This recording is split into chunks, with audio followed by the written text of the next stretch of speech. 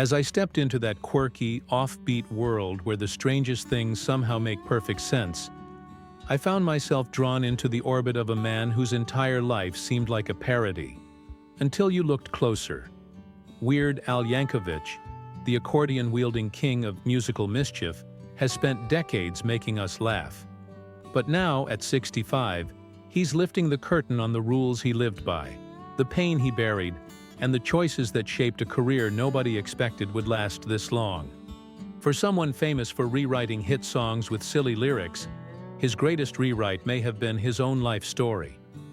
In a quiet neighborhood of Downey, California, a boy named Alfred Yankovic was born on October 23, 1959.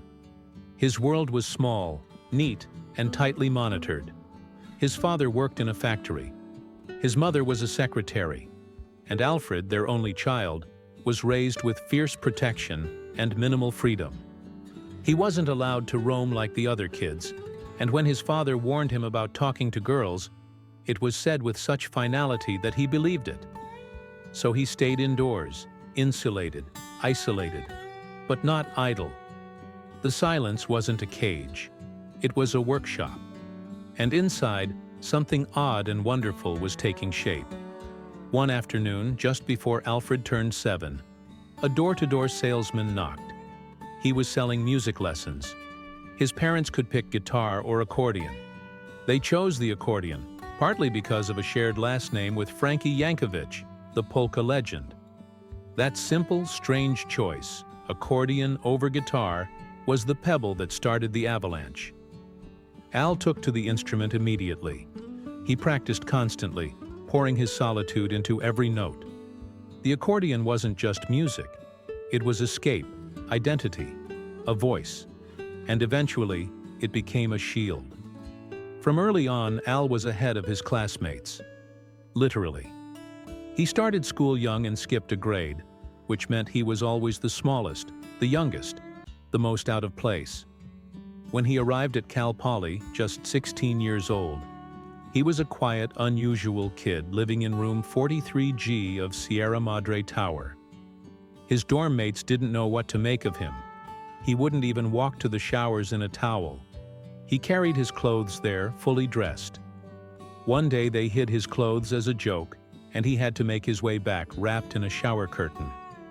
That's when they started calling him Weird Al. Most would have crumbled under that nickname. But Al? He wore it like armor. In high school, he had already leaned into his eccentricity. He wasn't part of the in crowd, but he was valedictorian, a public speaker, and the founder of a completely made-up school club called the Volcano Worshippers, created just to get another yearbook photo. His captions in the yearbook were clever and sharp. He wasn't fading into the background, he was mastering how to stand out on his own terms. Though he majored in architecture because it was safe, sensible, and what everyone expected, his heart was elsewhere. He wasn't trying to build buildings. He was trying to build a world where he could be himself, fully. One night, before a major assignment was due, his professor caught him playing the accordion into a urinal. When asked why, Al replied that the assignment was done. He just had other things on his mind. He always did.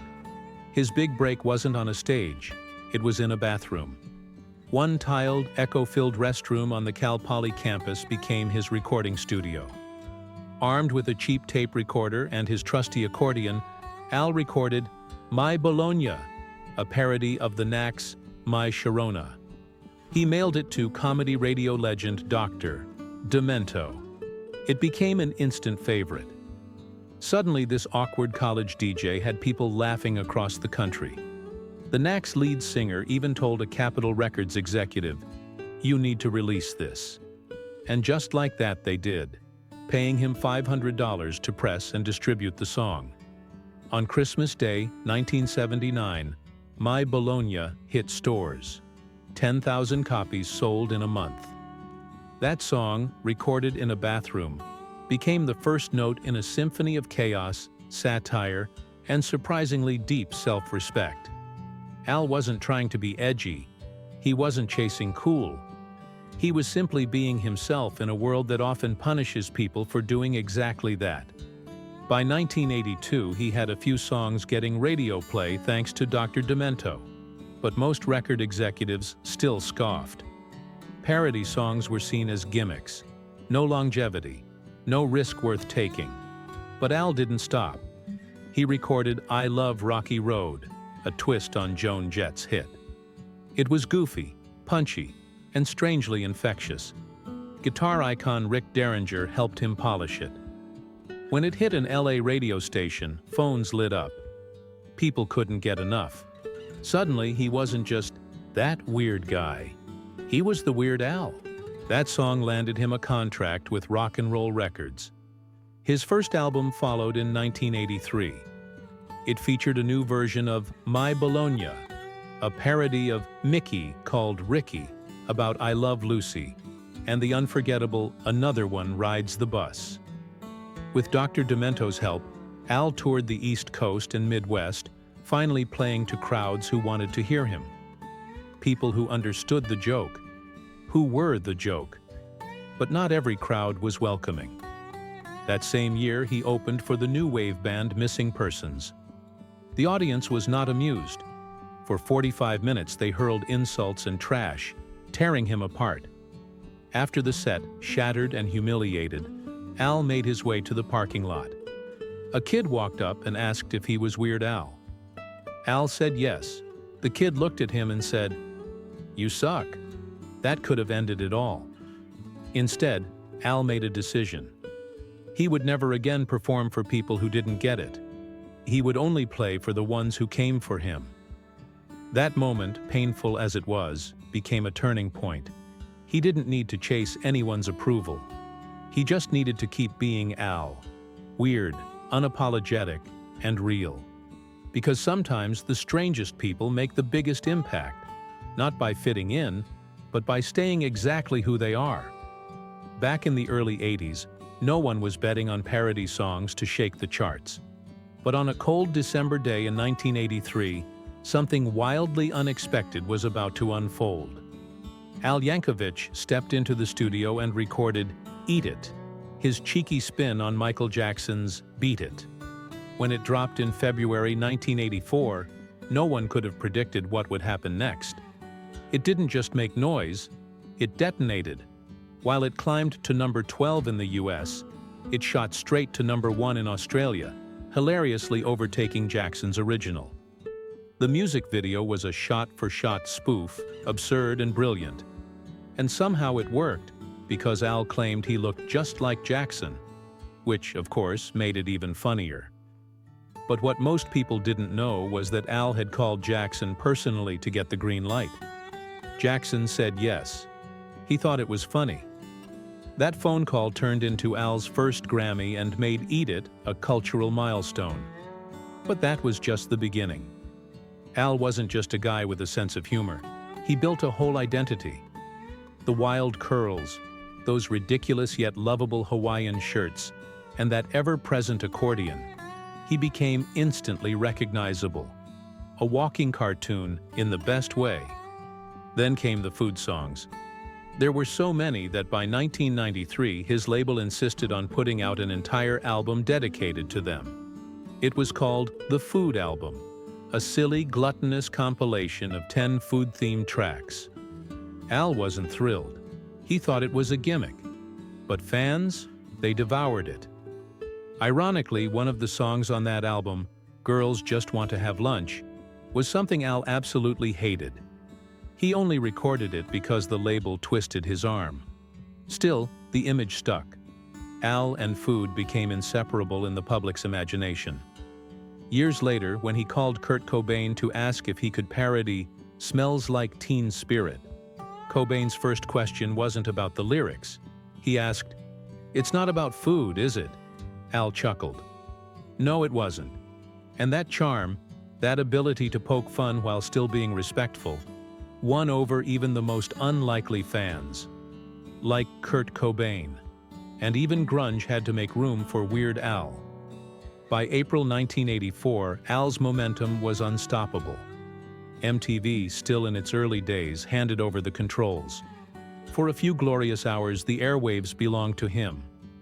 What followed was Al TV, a chaotic, brilliantly offbeat fake broadcast where Al played his videos, edited mock celebrity interviews, and dropped in bizarre skits.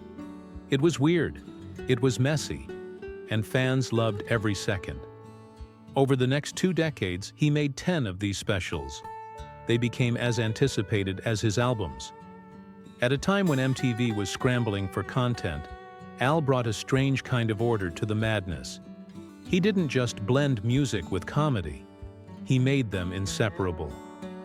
Then came the turning point, 1988. Weird Al desperately needed a win after the lackluster reception of Polka Party. That's when Even Worse dropped. The title was tongue-in-cheek, but the results were anything but. It hit number 27 on the Billboard 200, stayed there for 6 months, and within 3 months, it went gold. By 1994, it had gone platinum, his first million seller. At the heart of the success? Fat, a parody of Jackson's Bad. The video became a staple on MTV and even won a Grammy for Best Concept Music Video. That same year, Al even appeared on Family Double Dare, because of course he did. He was everywhere, and for once, everything seemed to be going right. But success has a strange way of arriving with shadows. In 1989, Al tried to break into Hollywood. He wrote and starred in a film called UHF. Early test screenings were encouraging. Audiences loved it.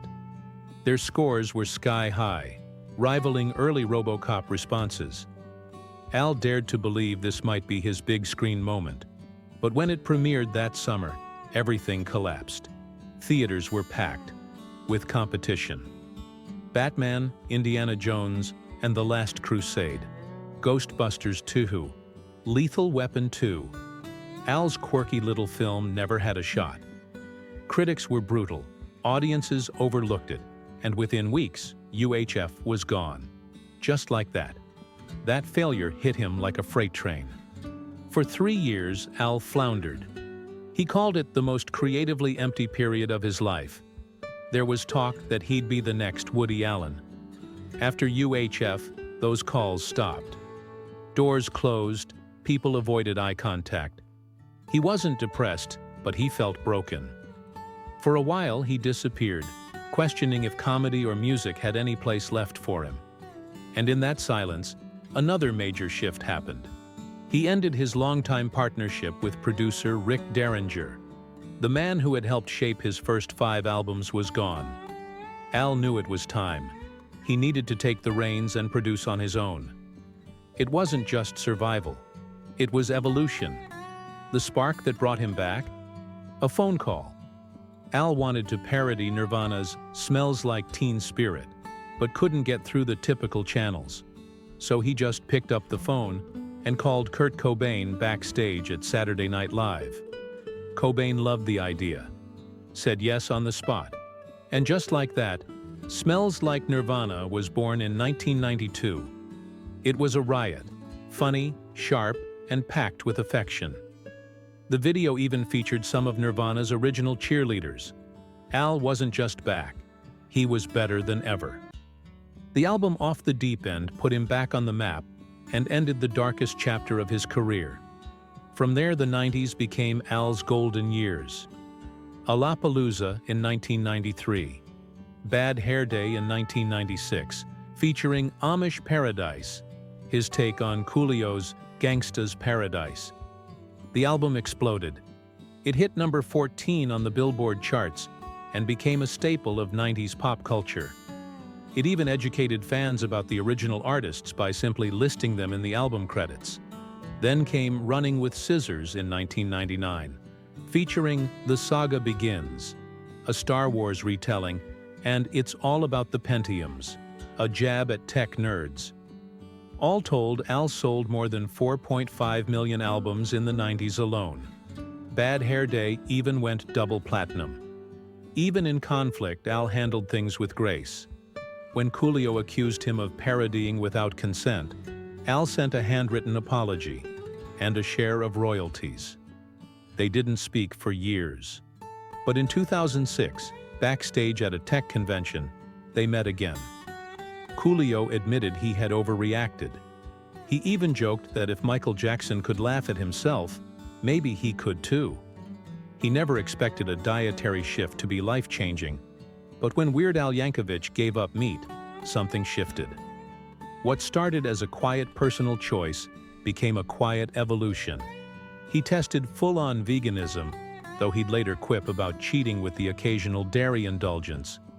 In the early 90s, road trips offered little more than toast or applesauce for vegetarians, yet he kept going. Quietly. He never preached, never flaunted his food choices. And that's what made it so uniquely Al. Always evolving, never demanding the spotlight. But then came a moment that felt straight out of science fiction. On January 23, 1998, Al underwent LASIK eye surgery, back when the procedure was still considered cutting edge. His vision was so poor he could barely see the largest letter on an eye chart. But instead of keeping the surgery private, Al agreed to have it broadcast on live TV. It was absurd, hilarious, and terrifying all at once. Classic Weird Al. He even trusted Dr. Robert Maloney, who had performed the same operation on himself. Afterward, Al bid farewell to his iconic thick glasses. When he emerged in 1999, long-haired and clean-shaven for the Running with Scissors release, fans did a double take. He reinvented himself so drastically he joked Madonna wasn't the only one allowed a makeover. But as his appearance changed, something far deeper was happening. Al found love in the most unexpected way, over the phone. Introduced by a mutual friend, Al and Suzanne Krajewski connected through conversation alone. Without meeting face-to-face, they fell hard. Al, ever the jokester, told her to just watch his VH1 Behind the Music episode to learn about him. Neither had been married before, but something felt right. They tied the knot in 2001 and welcomed their daughter Nina 2 years later. Suddenly, the Parody King was a devoted dad, marveling at his daughter's love for nature and fresh air, so different from his TV-addicted youth. Then came April 9, 2004, a day that reshaped his world. Al's parents, Nick and Mary Yankovic, tragically passed away in an accidental carbon monoxide incident in their California home. The news was devastating. Most would have retreated from the spotlight, but Al did the opposite. Just days after losing them, he took the stage. He explained to fans that performing helped him find slivers of peace amid the grief. The fact that he continued the tour was nothing short of extraordinary. It wasn't denial. It was healing, through the art he loved most. And then there's the number that keeps following him. 27. What began as a silly joke somehow took on a life of its own. Fans began spotting it everywhere, on hotel doors, license plates, even in his lyrics. He drank beer 27 times. He saw movies 27 times, and it became a running Easter egg in his work. Al eventually leaned into the joke, slipping it into songs and visuals, delighting fans with every secret nod. It was one more reason people adored him. Not just for the humor, but for the connection. That bond extended to his band. In an industry where egos often pull people apart, Al's crew stuck with him for decades. Steve J., Jim Chemo West, John Bermuda Schwartz, and Ruben Valtierra didn't just play backup. They each carved out their own musical legacies. Steve composed for television. Jim became a Hawaiian slack-key guitar expert. John meticulously documented Al's journey, and Ruben played alongside legends like Stevie Wonder. Their loyalty wasn't random. It stemmed from deep respect. For Al, no joke was ever half-baked. Every lyric, every beat was crafted with care. They saw it, and they stayed. What started as novelty parody tracks evolved into an empire. Over 12 million albums sold, more than 150 original and parody songs, thousands of concerts, 6 platinum albums, 4 gold ones. A career-defining peak came with Bad Hair Day in 1996, moving over 2 million copies. The core lesson? Build slow, diversify smartly, and let your work, never your ego, speak for your value. And just like that, we've journeyed through the wild, weird, and wonderful world of Yankovic. If you laughed, cried, or learned something new, hit like, drop a comment, and don't forget to subscribe for more unforgettable Hollywood tales.